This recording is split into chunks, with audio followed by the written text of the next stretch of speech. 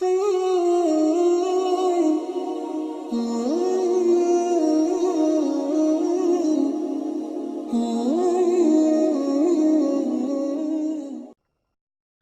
علیکم داملای عزیز. من میخواستم بفهمم که در بر کردن تیلا، انگشترین، دستمانه یا زیره یگان ثوابیت دارد یا نه. دوم، خویش و تباری که خودپسند باشند با آنها چه خیل مناسبت کردن در کار.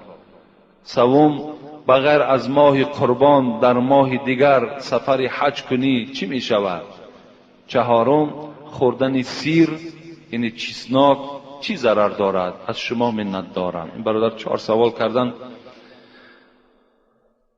بغیر ماه قربان اگر کدام انسان سفر حج میکند، حج عمرش صحیح می شود، لیکن از حج فرضی واقع نمی شود. یعنی در ماه قربان کسی که اگر حج میکند وای حج فرضی هست، لیکن در غیر ماهای قربانم ماها می توانیم که حج کنیم، لیکن حج عمره می شود، حج سنتی می شود که این خیلی عبادتش فرقهای زیاد دارد. یعنی عبادت عمره از عبادت ثواب حج فرضی، از یعنی ادا کردن حج فرضی خیلی فرقهای زیاد دارد. از این خاطر این از حج فرضی گویم در غیر ماه قربان اگر صحیح شد، نه صحیح نمی شود، برای که برای حج فرضی ماهای مخصوص خداوند انا همین ماه را انتخاب کردگی است. خویش و تباری که خودپسند باشند با آنها چگونه مناسبت کردن در کار. البته مناسبت خود خوب میکنیم، میبینیم که به قدر ما و شما رسیدن، ما و شما تواضع میکنیم، قدردانیشان میکنیم. اگر که میبینیم که تماما به قدر و قیمت ما که نرسیدن، البته چیکار میکنیم؟ باز رفت و آمد ما نه راهاش میابیم. اگر کنده کنیم، باز اگر زلالها پیدا کی شود، از اون خویش تباری را کندنش خیلی با در شریعت گناه است. این صله رحم وقتی کنده می شود این هم گناه است. برای همین حدیثی که خواندیم جمعه آینده، هر وقتای میبینید امتهای مرا که تواضع میکنند تواضع کنین، وقتی میبینید امتهای مرا که تکبری میکنند تکبری کنین نسبت آنها. در بر کردن انگشترین، یعنی انشاءالله ما در این باب باز در باب همین خودپسندها و در باب صله رحم اینجا سوال ها آمدگی است، باز جواب کامل انشاءالله میگردانم. در بر کردن انگشترین تیلا یا دستمانه یا زیره چی ثوابیت دارد؟ یعنی البته ثوابیت ندارد اینها. یعنی برای مرد گرفتن دستمانه، گرفتن انگشترین یا زیره اینا هم حرام هستند. اینا برای زنها جایز هستند که زنها اگر از اینها استفاده برند. بعضی حکمتش هم گفتند که حکمتش همین است که یعنی همه وقت زینت این زن را فقط زیبنده هست. یعنی این تیلا که خودش از جمله همون زینت ها که هست باید که این از زنها استفاده برند. و حتی بعضی شارعی های حدیث میگویند که کدام مردی که اگر گردنبند تیلا دارد یا چله تیلا دارد وای آهسته آهسته چی می شود؟ مجازش مثل زنها می شود. یعنی همون خصلت های همون زنم در وجود همین مرد پیدا می شود. و دیگر حدیث پیغمبر خدا می گوید که این ابن عباس روایت می کند ان رسول الله صلی الله علیه و سلم رأى خاتما من ذهب. با یک جوان سلام کردن که دست پیغمبر خدا میگه در انگشتری تیلای این جوان رسید. فی ید رجل فنزعه فترحه. حبیب خدا میگه از دست این جوان همون انگشتری را بیرون کردن، فترحه پرتافتنش. و قال بعد که پرتافتن چی گفتن؟ یعمد احدکم الى جمرة من نار فیجعلوها فی یدی. آیا شما میخواهین که پاره از آتش دوزخ در دست خود نگه داره؟ و طرف این جوان گفت فقیل للرجل بعدما ذهب رسول الله صلی الله علیه و سلم خذ خاتمك انتفع به. و حبیب خدا میگد رفت، چله در زمین پرتافتگی. اطراف رفیقاش گفتن، ای برادر گفت حبیب خدا رفت گیر، گفت چله را از زمین بردار، انتفع به، میلش در دستت نکن لیکن در یگان کار زندگیت استفاده ببر. این جوان چی گفت؟ این سخن جوان همون جوانهایی که انگشترین دارن یا گردنبند دارن.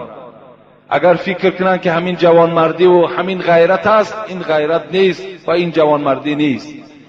جوانمردی سخن این جوان است که الحال چی گفت به طرف رفیقا؟ والله لا اخذوه ابدا بعد ما طرحه رسول الله صلی الله علیه و سلم. قسم به الله گفت دیگر من این چله را از زمین نمی بردارم بعد آنه که این چله رسول اکرم از دست من بیرون کرد، اینو من دیگر نمی بردارم. گفت این چله طلا داشتن این گناه نیست اگر وای ما در خانه ذخیره مانیم برای یک روزهای بعدمان استفاده بردن، لیکن در دست کردن او یا گردنبندهایی که در گردنها دارن یا ساعتهای طلایی که دارن، اینها را برای مردها استفادهش حرام است، استفاده نکنید. و چهارم سوال کردن خوردن سیر آیا چی ضرر دارد؟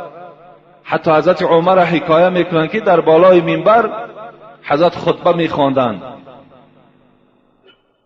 و به تمام مردم میگه در خطبه آگاه کرد که من دیدم که بار پیغمبر خدا نفرانی که پیاز و نفرانی که سیر خورده بودن از مسجد بیرونشان کرد.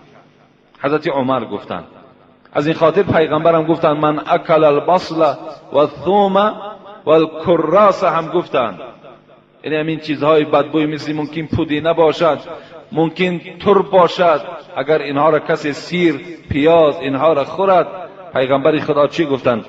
فلا یقربن مسجدنا فان الملائکه تتعزى مما یتعزى بنو آدم.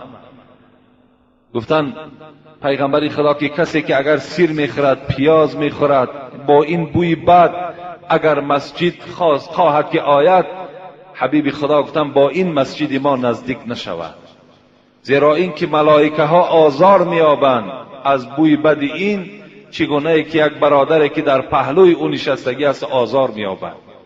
این اگر در پهلوی شما الحال کسی سیر خورده باشد و از پهلوی وی شما آزار یابید، تصور کنید که ملائکه ها هم از این جوان است یا از آن موی سفید است آزار میابد از این بوی بد.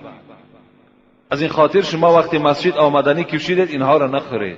پیغمبر خدا را گفتن چگونه استفاده کنیم چسناک و چگونه استفاده کنیم پیاز را؟ گفتن پخته خورید. گفتن یعنی وقتی شما که پختید وی بوی بدی وی می رود، در حالت پختگی خورید وی برای شما درست می شود. و تمام آن برادرانی که در برابر این سیر و پیاز مسجدها می آیید، احتیاط کنید که لباس هاتون بوی نکند. انا همین حدیث پیغمبر خدا دلیل می شود برای تمام آن کسانی که یعنی جورب های بویناک دارند، و تمام آن کسانی که لباس هاشون بوی میکند، بدن هاشون بوی میکند، و تمام آن جوان هایی که امروز زیر کش هاشون چندگی نیست، جوان ها و موی سفید هایی که روز جمعه غسل نمیکنین، وقتی شما به نماز جمعه می آیید ملائکه ها از شما نفرت دارن، آزار می یابند. یک کاری کنید که یک جورابه های پوشید که در همون جای پای تو دیگر یک برادر سجده کرده تواند. مسجد ها باید جای پاکیزه باشند، جای تازه باشند. شما هم وقتی روز جمعه که می شود سحر همه اسراف ها در امروز راه دادگی هستین، همین 20 درم یک صابون چی است؟ یک بار نه 2 بار بدن هاتون خف کنید، تازه کنید، زیرای کشاتون تازه کنید، زیرا که هر چی اگر شما شویدم لکن زیرای اگر زیر کشتان همون پشم ها که اگر وجود داشته باشد وای خواهی نخواهی وای بوی میکنه. تازه کردن وای سنت است. اگر در پهلوی کدام شما از برادرهایی که همون جورب‌های بویناک دارن اونها را شما میتوانید که با طریق اولا خبر دهید که برادر آخه این جورب تا بدر کن، از بوی بدی تو ما دیگر در این پهلوی تو نشستن نمیتوانیم. شما این در قادر هستین و این در حقوق هم دارین. شما مشرکان عرب، دشمنان اسلام، دشمنان رسول اکرم وقتی دیدن که مسلمان ها روز به روز از مکه برآمده رفته ایستادند، خانه و زن و فرزند ترک کرده ایستادند، این هجرت کردن برادرای عزیز و گرامی این کاری سهل نیست. این خانه و این اسباب و انجام و زن و فرزند اینجا گذاشتن و دیگر ملک اختیار کردن والله که کاری هر کس نیست. کیسه اگر سلمه را من برای شما بیان کنم، حضرت میگوید وقتی که من خواستم که سفر کنم به سوی مدینه، پشتیبانی از رسول اکرم پیش راهی مرا میگوید مشرکان گرفتن. کجا میروی؟ گفتم هجرت میکنم، مدینه میروم. مادام ما را نمیگذارید که نماز خوانیم، مسجد گشاده کنیم، عبادت خدا را که کنیم، پس برای ما دروازه های مدینه گشاده است، برادرای ما را منتظرند. گفتن سلمه میروی مرحمت رفتن بگیر، لیکن این زن و فرزندت از آن ماست. زن و فرزند من میگه از دستم گرفتن، 1 سال در فراق اینها در مدینه سوختم، لیکن زن و فرزند گذاشتم رفتم. حضرت صهیب رومی میگه وقتی که من از مکه که هجرت میکردم پیش راه مرا گرفتن، گفتن تو از روم آمدی، زمانی آمدی تو 20 درم نداشتی که زندگی کنی، امروز صاحب دولت و سهولت شدی، دولت و سهولت همه تا گذار، خودت رو هر جایی که رفتن میگیری. اینگونه مشقت ها بالای صحابه های پیغمبر خدا در زمان هجرت آمده بود. خلاص مشرکان عرب دیدن که مردم سفر دارد، از آینده ترسیدند. گفتن اینا روز به روز رفته ایستادند، اونجا یک قوه بزرگ می شود، روز هجوم به مکه می کند و این دولت و سهولت و این خانه و در از ما و شما را می گیرند. برای این پیشگیری کردند در کار. در حال جلسه آراستند، مجلس کردند، با سرداری ابو جهل نقشه کشیدند. هر کس به خود پیشنهاد کرده بود که من جمعه پیشین برای شما گفته بودم، لیکن پیشنهاد ابو جهل در این مجلس گذشت. پیشنهاد چی بود؟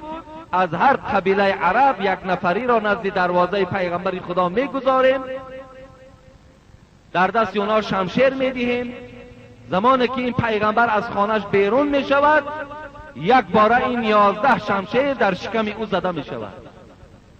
پس حبیب خدا یک قوم بنی هاشم است، قوت اینا به این 11 قبیله عرب نمیرسد، ما خونبه هاش میدهیم، با همین آرام میشویم. نقشه را کشیدند، همگیش خرسندی دیگر حد کنار نداشت که این شخص کشته می شود. تمام دیگر در مکه هیچ آوازه و هیچ تشویش دیگر نمی شود. چی می دانند؟ چی می دانند که در زمین اینها نقشه کشیده ایستادند، در آسمان پروردگار نقشه نجات رسول اکرم کشیده ایستاده است. و یمکرون و یمکر الله والله خیر الماکرین. اینا نقشه کشیدند. خدا میگوید من هم نقشه کشیدم، لیکن بهترین نقشه کش من هستم، گفت پروردگار. در حال از این حال مجلس روی درهای پوشیده صورت گرفته بود. کسی از این مجلس آگاه نداشت که چی مصلحت در داخل این تالار شده بود، لیکن الله که از این آگاه بود با جبرائیل فرمان داد رو آن نقشه‌ای که ابو جهل نسبت رسول اکرم کشید به پیغمبر من خبر بده و بگو که امشب مکه را ترک سازد. در حال آمده خبر گرفتند، حبیب خدا را فهمانیدند. رسول اکرم در گرمای روز خانه ابوبکر صدیق آمد که بار هم ابوبکر میگوید خانه من در گرما نمی آمد، پیوسته عادتش بعد بامداد یا بعد عصر بود. فکر کردم و گفتم که چی کار مهمی پیش آمده است. وقتی با حبیب خدا در خانه نشستم، حبیب خدا گفت کسی در خانه نیست؟ گفتم کسی نیست. گفت خبر مهم است. گفت چیست؟ گفت فرمان شد که امروز مکه مکرمه را من ترک سازم. ابوبکر صدیق منتظر همسفر بود. همسفرت کیست؟ رسول اکرم گفتن همسفر من تو هستی ای ابوبکر صدیق. حضرت عایشه صدیقه میگوید من میدیدم که انسان از روی غم و مصیبت گریه میکند، لکن از روی شادی ندیده بودم کسی گریه کند. لیکن ابوبکر پدرم را وقتی که همسفر خود اعلام کرد، از شادی حضرت گریه میکرد که من همسفر پیغمبر خدا هستم. برادرای عزیز، اینجا یک حکمت از دست نرود. همسفر پیغمبر خدا را خداوند اعلام کرد که ابوبکر باید باشد. خدا اعلام کرد که همسفر تو باید ابوبکر صدیق باشد، زیرا که ابوبکر خداوند میدانست که وی شایسته بود، وی لایق ترین شخص بود، وی امین ترین شخص بود، وی اخلاص ترین شخص به سوی پیغمبر بود. از این خاطر او را اعلام کرد. اینجا ابوبکر صدیق ما را یک درس داد. برادرای عزیز گرامی، این حکمت هم از دست نرود. ببین، از جان از مالش گذشت، اشک شادی میریزاند برای دیدار پروردگارش. میدانست که این سفر سفر پرخطر است. این سفر سفر آسان نبود. این سفر سفر استراحتی نبود. این سفر سفری بود که در راه با دشمنان روبرو میشد. ای خلاص با ابوبکر سخن پزاندن، وقتی برآمدن اعلام کردند که بعد خفتن می شود. آمدن نزد مخلص دیگری خود حضرت علی رضی الله عنه. علی را دعوت کردن، با او اعلام کردن که امشب من هجرت میکنم، تو دو وظیفه داری. وظیفه اولت این است در جایگاه من امشب تو خواب میکنی. دوم وظیفه که داری، آن مالی که این مردم در پیش من امانت گذاشته بودند، سحر که روز شد امانت به صاحبهاش میگردانی. پیغمبر خدا را اینقدر بد میدیدم به خاطر که امانت گذار بود، در امانت مردم خیانت نداشت، امانت چنان در پیش وی میگذاشتند. از وقتش رسول اکرم لقب امینی داشت، امانت نگه دارنده بود. ولی امروز امتاش امانت خیانت میکنند. امروز امتاش دروغگوند، دزدند، حسد میبرند، کینه میبرند. همه عملهای زیش در امتای پیغمبر خدا هست. گفت دویم وظیفه دار علی این است که سحر امانتهایی که در پیش من مردم گذاشته بودند اونا را به صاحباش تقسیم میکنی. با حضرت علی هم رسول اکرم خیر و خوش کردند و حضرت علی را در همون چادری سبزی که میخوابیدن پیچانید و در جایگاه خوابی خود گذاشت.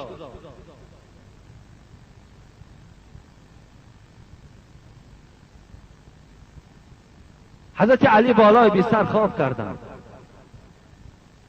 رسول اکرم از داخل خانه برآمدند، یک مشت خاک در دستشان و جعلنا من بین ایدیهم سدا و من خلفهم سدا فاغشیناهم فهم لا یبصرون.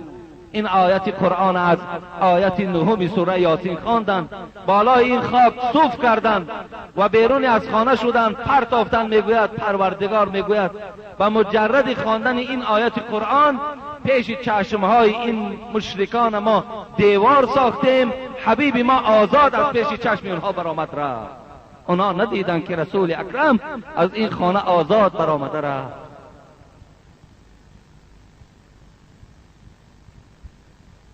وقتی رسول اکرم گذشته رفتن،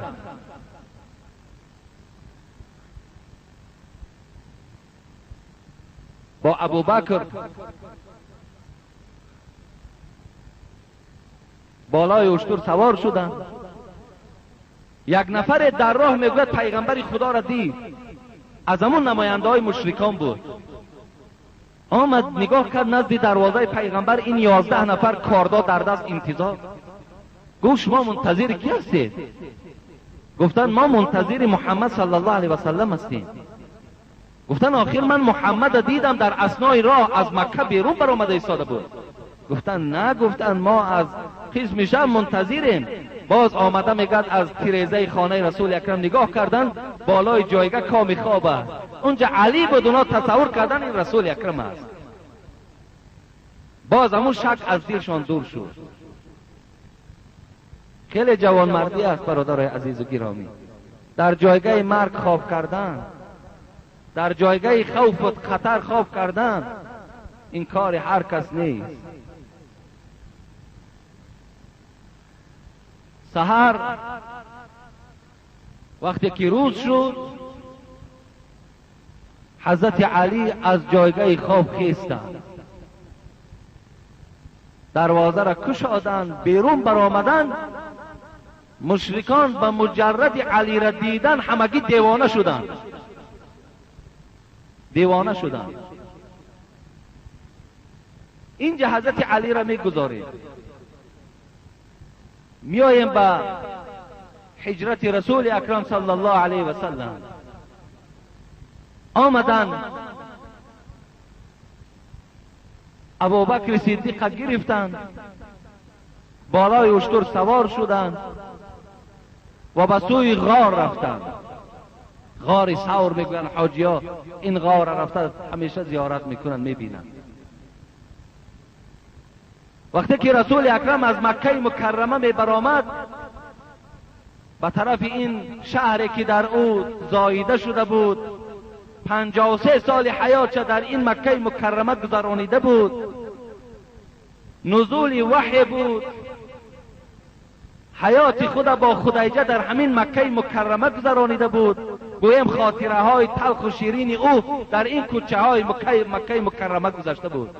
و جانب این مکه نگاه کرد به سوی شهر و گفت ای مکه، گفت از تمام جهان دیده برای من تو محبوب تر هستی، لیکن چیکار کنم که فرزندانی ناخلفی تو مرا نگذاشتن که در این شهر من حیات به سر ببرم. تو را در حفظ خدا می سپارم. این دعا را در حق مکه مکرمه در زادگاهش کردن و ره سپار به سوی همون غار ثور شدند. برادرای عزیز و گرامی، به جانب غار ثور رفتن کار مشکل بود. راه بسیار سنگلاخ بود، بسیار سنگهای تیز داشت. حبیب خدا پای لوچ بودند و میگوید تمام پایهای رسول اکرم جراحت برداشت. ابوبکر دید که رسول اکرم ساعت به ساعت حالش وزبین میشد، بالای پشت مبارک خود بارش کردند. شخصی که در پشت ابوبکر سوار شده است برادرای عزیز و گرامی، در صلح حدیبیه حبیب خدا وقتی آب دهانشان خطوفش می پرتافتند، صحابه ها خطوفهای او را گرفته در رویهاشان می مالیدند و می گفتند در هر جایی که آب دهان پیغمبر رسد او را آتش دوزخ نمی سوزاند.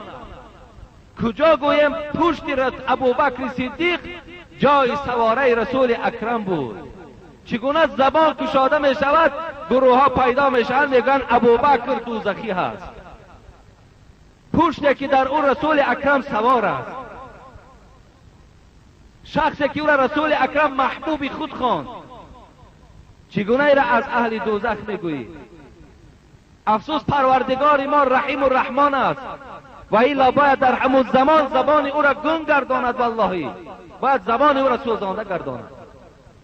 افسوس که خداوند او را مهلت میدهد که شاید همین بدبخت از همین عقیدش گردد.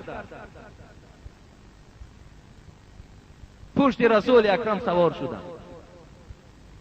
حبیب خدا وی میگوید ابوبکر صدیق وی برداشته به نزد در غار آوردند.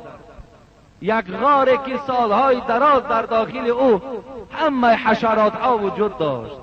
شما یک منظره که این تاریخ اصلا فراموش نمی کند و رنگ این تاریخی که در این غار نویسانده شده است هیچ وقت کورک نمی شود. این عاشق ببین، این عاشق نخواست که معشوق خود رسول اکرم یک باره در غار در آید. چیکار کرد؟ حبیب خدا را در همون نزد غار گذاشت.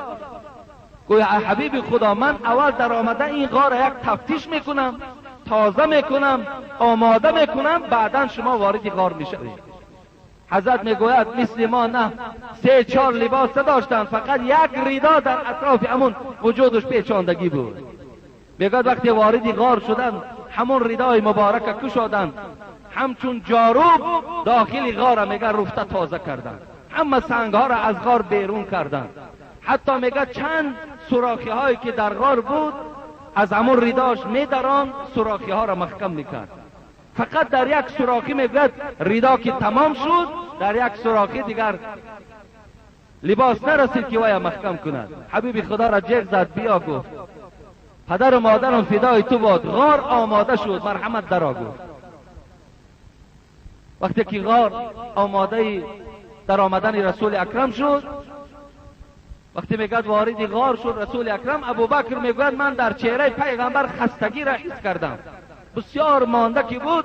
گفتم ای حبیب خدا استراحت کن. البته اگر تصور کنیم ابوبکر هم خسته بود، لیکن خستگی خدا را، خستگی خدا در برابر خستگی رسول اکرم فراموش کرده بود.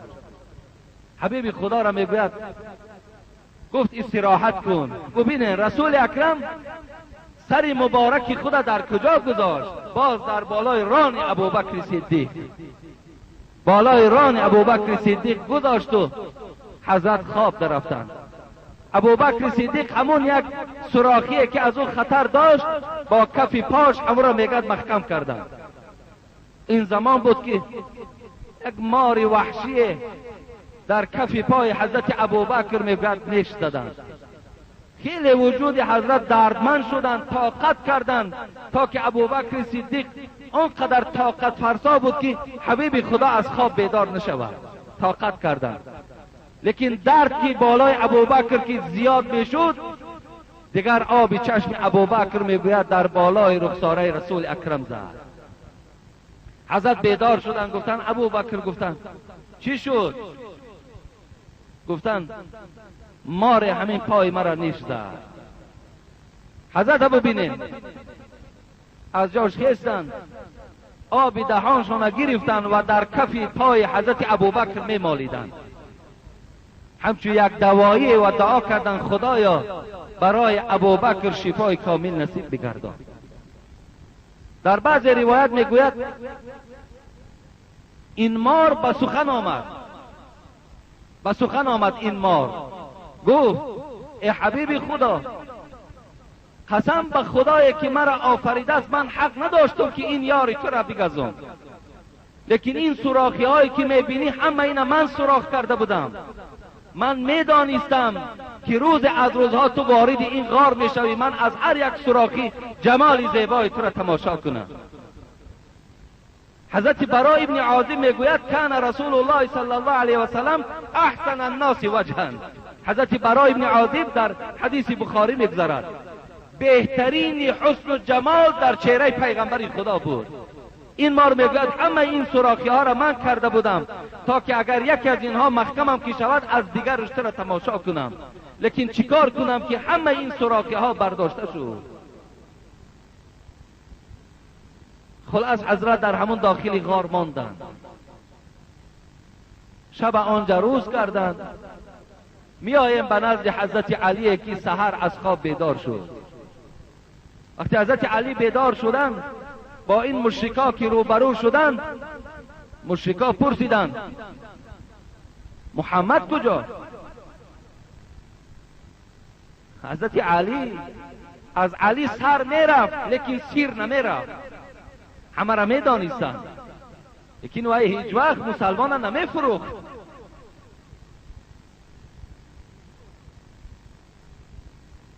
گفتن نمیدانم. نمیدانی؟ نمیدانم. کلتک های داشتن، زده میگوید به خانه کعبه آوردن که ابو جهل همراه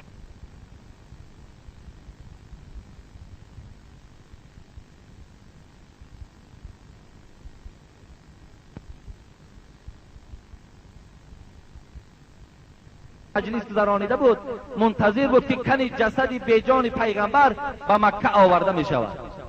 نگاه کردن که علی دستهاش بسته و به خانه کعبه آورده شده ایستاده. گفتن چی شد؟ محمد کجاست؟ گفتن نمیدانیم، سحر روز شد از جاگه پیغمبر دامادش علی خیست. پرسان کردن جواب نیست. ابو جهل که بسیار آدم درست سخن بود بسیار قهر که داشت، دوام به سوی خانه ابوبکر آمد. دختر ابوبکر در خانهش بود، اسماء بود. وقتی آمدن فریاد زد ابوبکر. از داخل حضرت اسماء بیرون آمدن، گفتن لبیک. مادرت کجاست؟ گفت نمیدانم. نمیدانی؟ گفت نمیدانم. ابو جهل که میگوید بسیار تنومند بود، اسماء میگوید چنان یک ضربه سخت در پیشی برم زد که قسم به خدا گوشوارهام از گوشم پرید. به خاطر که تو سیری پدرت میپوشانی، به خاطر تو نمیگوی که ابوبکر در کجاست. خلاص در حال ابو جهل امر کرد تمام سرحدها بسته شود. هر یک راهی که به سوی مدینه می رود همه راه ها را بندید. راه ها بسته شده. چی می دانند که راهی که خدا می کشد او راه دائم گشاده است.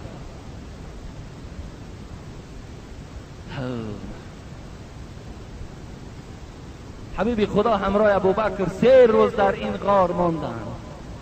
3 روز. همان روز مشرکان با همراهی عسکر نزد غار آمدند. اطراف غار را احاطه کردند. ابوبکر صدیق به طاقت شد. قدمهاشون نمیدید. ابوبکر گفت قسم به خدا، گفت ای محمد اگر یکی از اینها سرش پایان کند هر آینه ما تو را میبیند. یکی رسول اکرم چی گفتند؟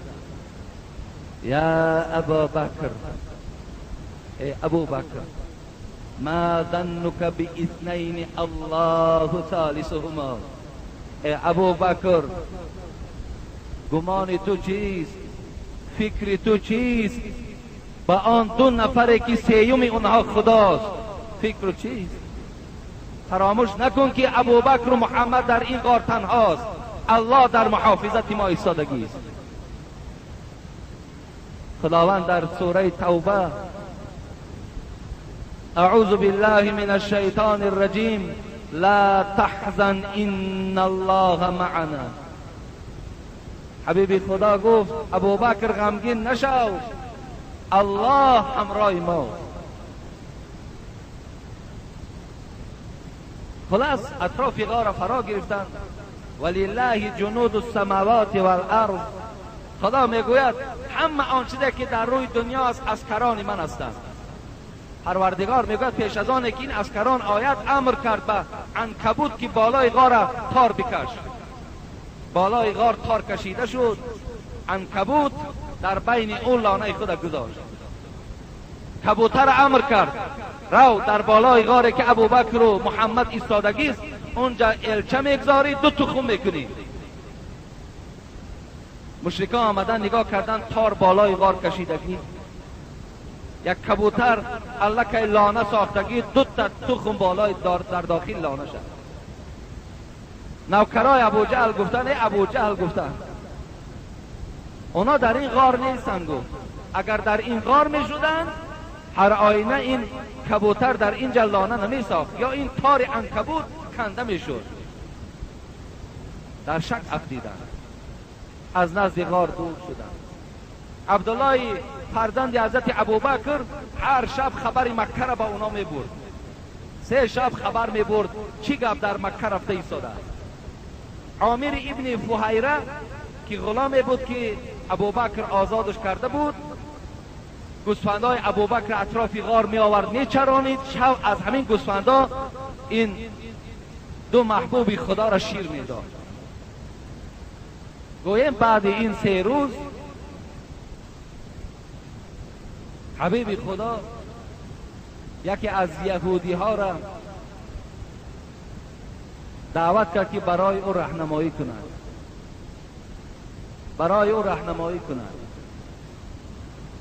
اونها را تا مدینه برده رساند. خلاص اینها را گرفتند و صحت و سلامت به مدینه منوره برده رسانیدند. این هم یک لحظه هست که تمام احادیث های صحیح در باب این غار، در قصه این غار وجود دارد. اینم از فضیلت حضرت ابوبکر صدیق برای ما و شما حکایت. برادرای عزیز و گرامی، از این هجرت پیغمبر خدا ما باید درس گیریم. این درس است برای ما. گذشتن از مال و فرزند. حضرت علی برای چی در جایگاه خواب کردن و برای ما چی درس دادن؟ گفتن کسی که یقینا از خدا میترسد او را خدا محافظت میکنه. خداوند در سوره طلاق، در چندین جای سوره طلاق، و من یتقی الله یجعل له مخرجا، کسی از من میترسد از همه مشکلات خلاصش میکنم. و من یتوکل علی الله فهو حسبه، کسی بر من توکل میکند من وی بسنده هستم. و من یتقی الله یجعل له من امره یسرا، خدا میگه کسی که از من میترسد همه کارهاش آسان میگردانم. و من یتقی الله یکفر عنه سیئاته و یعظم له اجرا، خدا میگه کسی از من میترسد همه گناهاش نابود میکنه و برای بهترین پاداش نصیب میگردانم. سوره توبه انما یعمر مساجد الله من آمن بالله والیوم الاخر و اقام الصلاة و آتى الزکاة ولم یخش الا الله فعسى اولئک ان یکونوا من المهتدین. خدا میگوید مسجدها را کسانی آباد میکنند که ایمانی به خدا دارند، ایمان به روز قیامت دارند، کسانی هستند که نماز میخوانند، زکات میدهند، در برابر این فقط از خدا میترسند. کسی از خدا میترسد اون نجات مییابد. خدا میگوید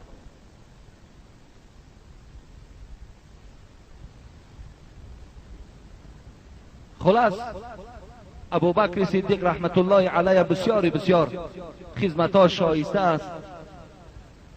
سوال‌هایی که پیش من است خیلی ضرورت دارند برای جوابش که من جمعه گذشته برای شما بیان کردم و جمعه آینده خدا خواسته باشد من در باب تهمت حضرت عایشه صدیقه که اینم گویم یک غم و یک دقت برای حضرت ابوبکر خواستن دشمنا بیارن که ابوبکر صدیقه خواستن غمگین کنن، خواستن شرمنده در پیش خسورش کنن.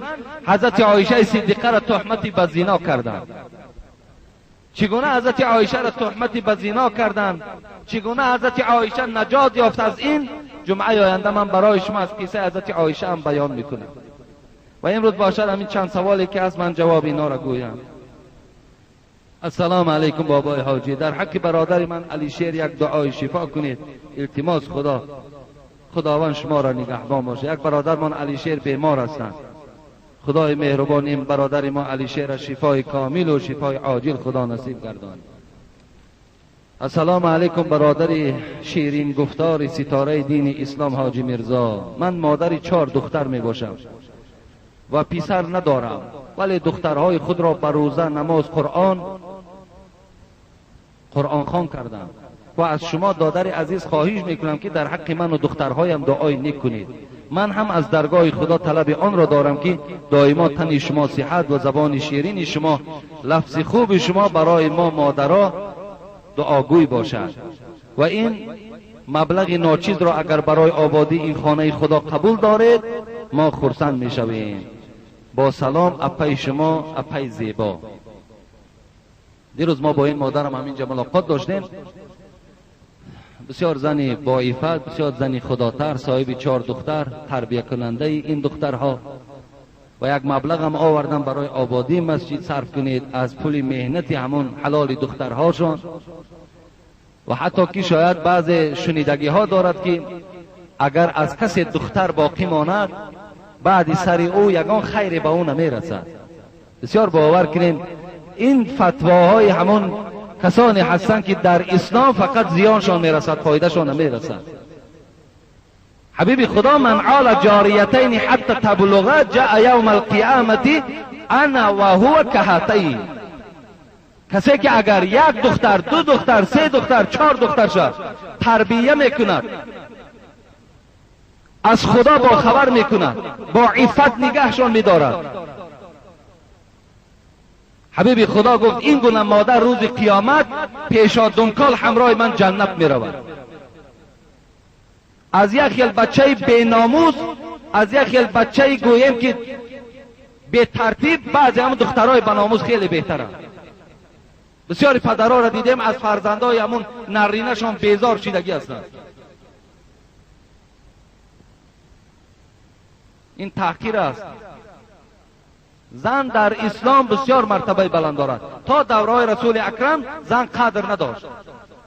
این قرآن هم گواهی میدهد و اذا الموعودة سئلت بأی ذنب قتلت. روز قیامت خدا میگه من آن دخترهایی را که عربها زنده به زنده گرانیده بودند آنها را جان میدهم، از کشتل پدرهاشان میدانند برای چی ما را زنده به زنده در قبر جای کرده. در دورهای پیش از اسلامی دختر تولد شدن این بیعاری و بیشرفی برای همون خاندان بود. لیکن اسلام که آمد خداوند هن لباس لکم و انتم لباس لهن گفت. این زنها لباسی شما هستند، شما لباسی زنها هستید.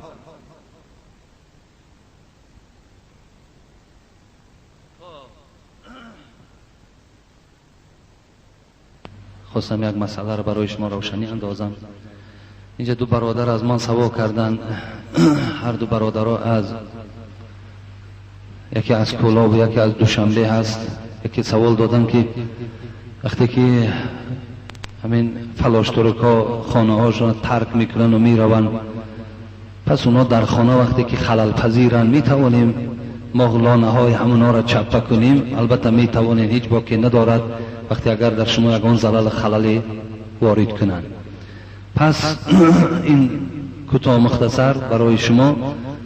و دویم یک برادر تبلیغی داریم، بیچاره یک ماه و نیم ماه قشلاق به قشلاق و خانه به خانه سیل میکنند، فقط به گوش مردم سخن خدا و پیغمبر میرسانند. باری میگوید به یک برادر روبرو شدم، من در اطراف همین قرائت قبر بالای قبر سخنرانی کردم، یک مجلس کلان.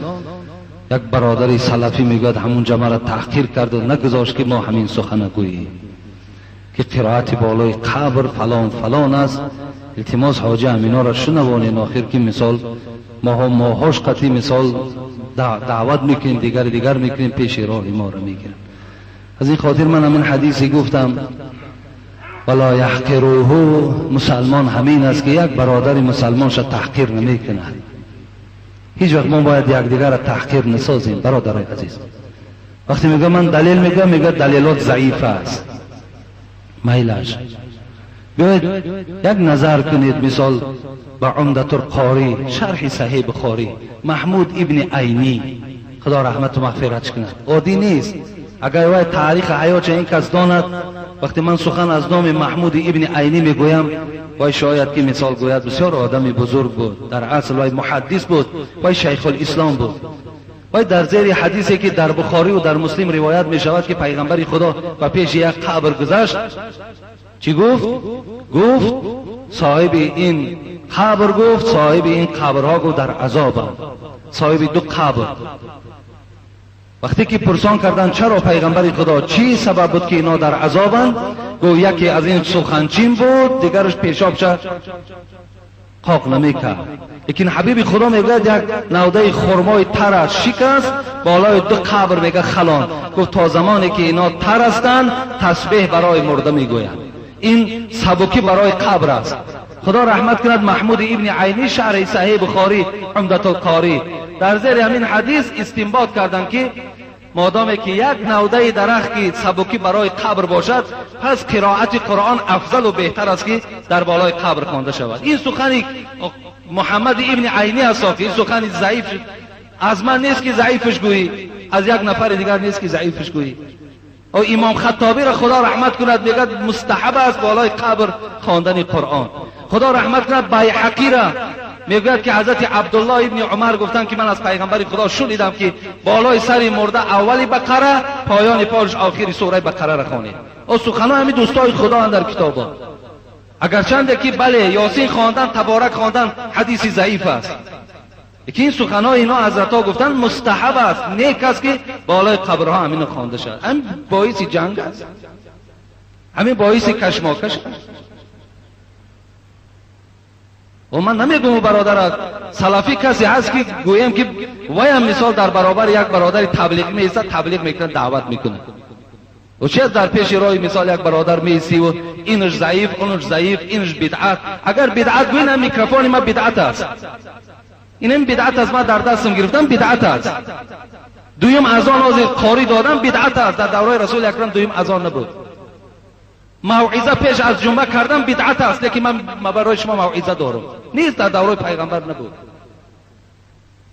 برای این برادرای عزیز و گرامی بیاید این چیزای بحث و مناظره ما و شما نیست. من میدانم این شخص میگوید که بیچاره باز میگردم میگویم که همون برشور میخواند همون میگوید. این آدم به فهمش نمیگوید. یک دیگر در اختلاف نه اندازه، یک دیگرتون دوست دارین، یک دیگرتون احترام کنین، به قدر یک دیگرتون رسید. اسلام روز به روز قوی کنین. در اسلام یاردمچی باشیم، دشمن نباشیم. خدا همه شما را در حفظ امانش نگه دارد. بگذار قرآن خواندن گیرم بالای قبر.